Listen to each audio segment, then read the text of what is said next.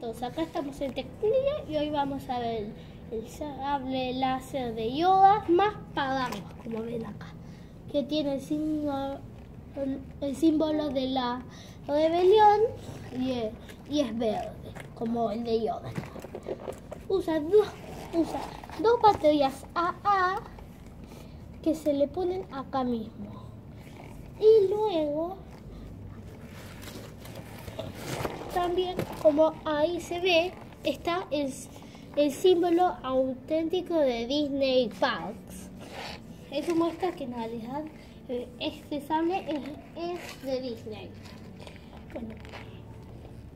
Bueno, ahora volvimos y ahora vamos a ver el paraguas sable. Como ven, viene protegido las dos puntas y el centro con cajitas de telgopor. También acá tiene algo para guardarlo mejor y que no esté así solo. Y también acá, no sé si se ve, tiene un pequeño tornillito para que se puedan poner las baterías.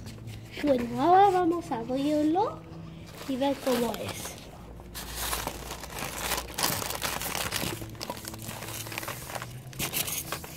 Como ven, es como un paraguas normal, solo que se abre acá y como ven tiene la forma de el mango de un lightsaber. Y ahora ahora veremos cómo queda abierto. Acá está el mango del sable de Yoda, que tiene muchos detalles. Y también acá tiene el botón de encendido. Y después tiene... sí. Y acá, como vemos, se estira un poco más el sable láser para que se pueda ver un poco, para que se pueda ver mejor. Bueno, ahora eso es, y ahora vamos a verlo de noche. Como ven, acá ya estamos en la oscuridad y acá está el sable láser, que en realidad se ve bastante bien. Y no sé si se llega a ver, pero por acá tendría que estar el símbolo de la rebelión por alguna parte. Bueno, si lo llegaron a ver bien, y si no, no importa, ya lo vieron antes, creo. Bueno, hasta acá llegó el vídeo y